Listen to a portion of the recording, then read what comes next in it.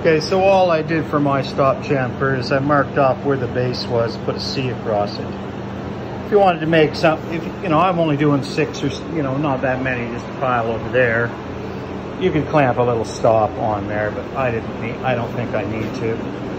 So that's the base, that's the stop. And the important part is that the router bit makes a radius on this side, but it does a 45 on that side. So you got to make sure that you do all your brackets in that same orientation. So we're almost ready for assembly. So these won't probably need glue, but we'll put them in anyway, just because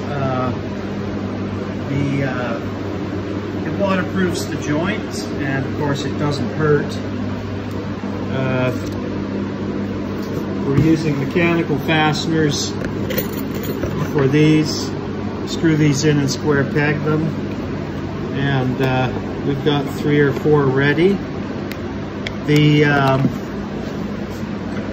There's a mortise hole here for a captured bolt. Come over here, see that? And this will come right through and pull that together. So that's the real mechanical joint.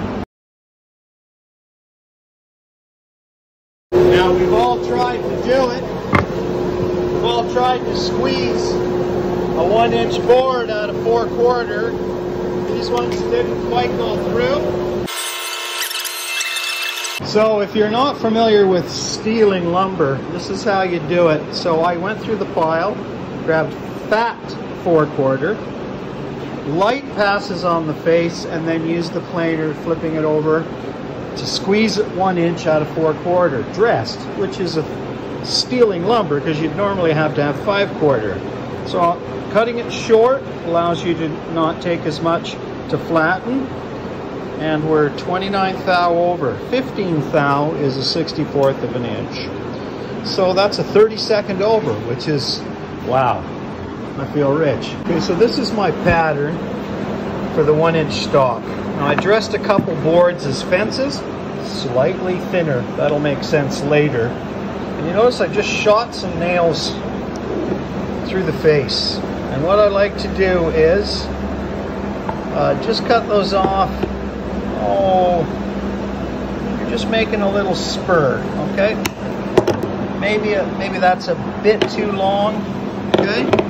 It's a little spur. On all file, I'll cut that a little shorter, and then I'll just put a nice little knife mark on that with the file that pushes it against the fence. So we want the bevel of that like that, and then I'll press my piece onto that, because this fence is only going to be roughly about right there, and we're milling a very thin piece which can flap and stuff. I'll also add a spur board on the top.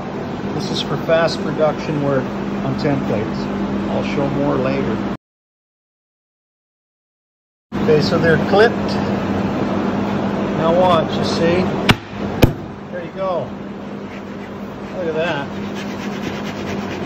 That's a quick way to hold stuff, guys. Leaves just a small little hole, just a tiny little hole.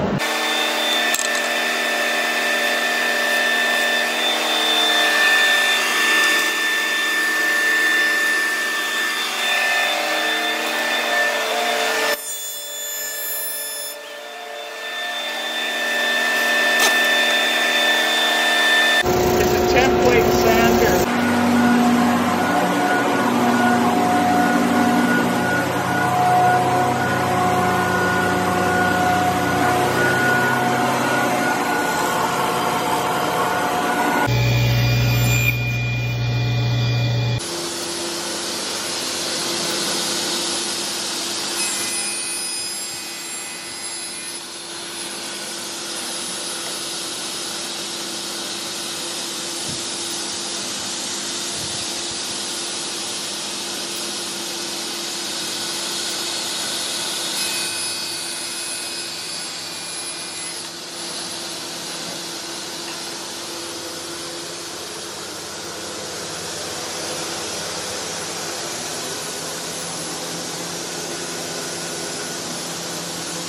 So the jig's pretty good. I had a few people ask me back channel to show them how it works.